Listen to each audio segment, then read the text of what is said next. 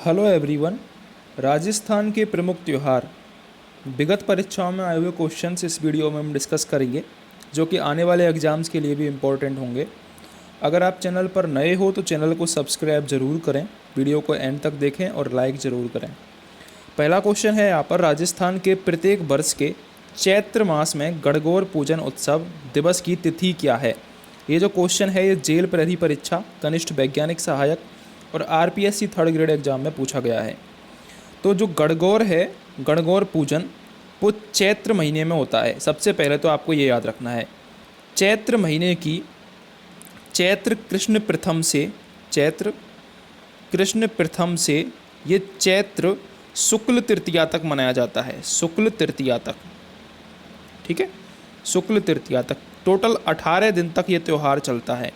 18 दिन तक, होली से लगभग 15 दिन बाद यानी 18 दिन तक ये त्यौहार चलता है। होली कब होती है? चैत्र कृष्ण प्रथम, इससे लेके और चैत्र शुक्ल तृतीया तक ये त्यौहार चलता है।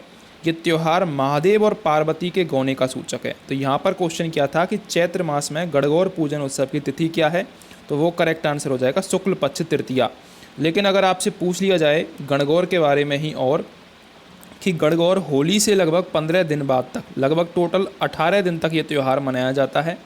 महादेव और पार्वती के प्रतीक के रूप में त्यौहार मनता है। महादेव और पार्वती के गौने का सूचक है ये त्यौहार, ठीक है। राजस्थान में स्त्रियां गणगौर पूजते समय अपने सुहाग के अमर होने का वर मांगती हैं। जैसलमेर में गणगौर पर केवल गबर की पूजा होती है। ये बहुत इंपॉर्टेंट क्वेश्चन है आपके एग्जाम की दृष्टि से, कि पूछा जाता है कि बिना जैसलमेर में गबर की पूजा होती है, तो क्वेश्चन क्या आएगा कि बिना ईसर की पूजा कहाँ होती है, या फिर बिना ईसर की सवारी कहाँ निकलती है, तो वो निकलती है जैसलमेर में। जैसलमेर में केवल गबर की पूजा होती है, ईसर की पूजा नहीं होती है, ठीक है। यहाँ गणगौर की सवारी चैत्र शुक्ल तृतीया के स्थान पर चैत्र शुक्ल चतुर्थी को निकलती है। एक क्वेश्चन ये भी बनता है कि कहाँ पर गणगौर की सवारी चैत्र शुक्ल तृतीया की जगह है चैत्र शुक्ल चतुर्थी को निकलती है, तो उसका करेक्ट आंसर होगा जैसलमेर में। जैसलमेर में गबर की पूजा होती है और इसकी जो सवारी है वो चैत्र शुक्ल तृतीया को ना होकर चैत्र शुक्ल चतुर्थी को निकाली जाती है। इतना आपको इम्पोर्टेंट याद रखना है गणगौर के बारे में, ठीक है। इम्पोर्टेंट क्वेश्चन ये भी बनता है कितने दिन का त्यौहार है ये, टोटल 18 दिन का त्यौहार है। चैत्र कृष्ण प्रथमा से चैत्र शुक्ल तृतीया तक मनाया जाता है। अगला क्वेश्चन है, बिना ईसर की गबर कहाँ पूजी जाती है, तो मैंने आपको बताया था इसका आंसर क्या होगा, जैसलमेर में, ठीक है। और एक क्वेश्चन ये भी बनता है कब मनाई जाती है, चतुर्थी को, ना कि तृतीया को, ठीक है। ये भी आपको याद रखना है। गणगौर का त्यौहार किस महीने में मनाया जाता है, तो गणगौर का त्यौहार किस महीने में बनता है, चैत्र महीने में। तो यहाँ पर चैत्र दिया नहीं हुआ है, तो इसलिए क्वेश्चन बोनस हो गया है, ठीक है। गणगौर त्यौहार कितनी अवधि तक मनाया जाता है, इंपॉर्टेंट है, 18 दिन तक ये मनाया जाता है, होली के 15 दिन बाद तक।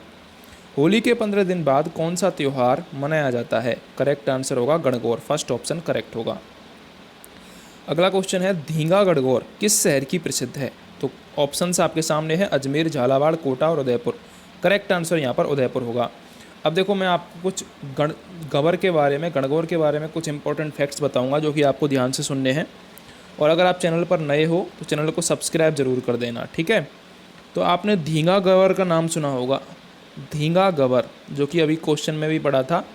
धींगा गणगौर किस शहर की प्रसिद्ध है, उदयपुर की। जो धींगा गवर है ये जोधपुर नगर में प्रतिवर्ष होली के एक पखवाड़े बाद चैत्र शुक्ल तृतीया को गणगौर का विसर्जन करने के बाद बैसाख कृष्ण पक्ष की तृतीया तक धींगा गवर की पूजा होती है। जो चैत्र माह की जो तृतीया है उससे बैसाख कृष्ण पक्ष की तृतीया तक इसकी पूजा होती है। गवर के साथ ईसर भगवान शिव, गजानन, कुकड़ माकड़ और उसके 4 बच्चों की पूजा सुहागिनों के साथ विधवा महिलाएं भी करती हैं। ये भी आपको याद रखना है। इस अवसर पर महिलाएं बेंतमार मेला आयोजित करती हैं, ये आपको याद रखना है, बेंतमार मेला। धींगा गवर के अवसर पर महिलाएं बेंतमार मेला आयोजित करती हैं। महिलाएं कई तरह के स्वांग भरकर हाथ में लकड़ी लेकर चलती हैं तथा मार्ग में आने वाले पुरुषों पर लाठी का हल्का वार करती हैं।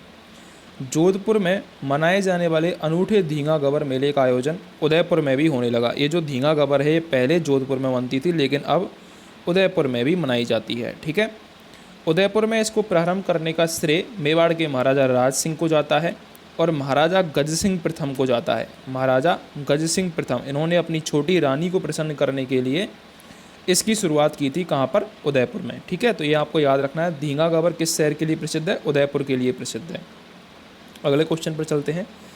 बैसाख कृष्ण तृतीया के दिन धींगा गणगौर किस महाराणा के शासनकाल में शुरू हुआ था? तो मैंने आपको बताया कि राज सिंह के शासनकाल में शुरू हुआ था ये। ठीक है, लेकिन अगर आपको गज सिंह प्रथम दिया जाए तो गज सिंह प्रथम भी करेक्ट होगा, क्योंकि गज सिंह प्रथम ने अपनी महारानी को खुश करने के लिए इसकी शुरुआत करवाई थी। ठीक है, राज सिंह यहाँ पर करेक्ट हो जाएगा।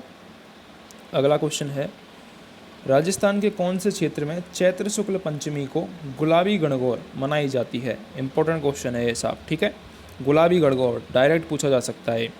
इसकी तिथि भी याद रखनी है, चैत्र शुक्ल पंचमी को। क्वेश्चन ऐसे भी आ सकता है, गुलाबी गणगौर कब मनाई जाती है? चैत्र शुक्ल पंचमी को गुलाबी गणगौर नाथद्वारा में मनाई जाती है। 2 बार ये क्वेश्चन आ चुका है प्रयोगशाला सहायक में और जेल प्रहरी परीक्षा में।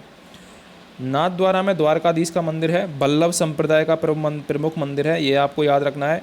नाथद्वारा का प्राचीन नाम सिहाड़ था, ये भी आपको याद रखना है। नाथद्वारा का जो मंदिर है उसको राज सिंह ने बनवाया था, राज सिंह ने अपना आश्रय प्रदान किया था, ये भी याद रखना है। नाथद्वारा की जो काले पत्थर की मूर्ति है कृष्ण जी की, वो वृंदावन से आई थी, ये भी आपको याद रखना है।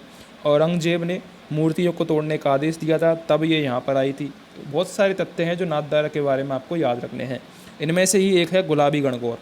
गुलाबी गणगौर नाथद्वारा में मनाई जाती है और चैत्र शुक्ल पंचमी को मनाई जाती है। ठीक है, अगर आपको वीडियो हेल्पफुल लगी हो तो चैनल को सब्सक्राइब जरूर करें, वीडियो को लाइक ज़रूर करें और अपना प्यार दिखाएं।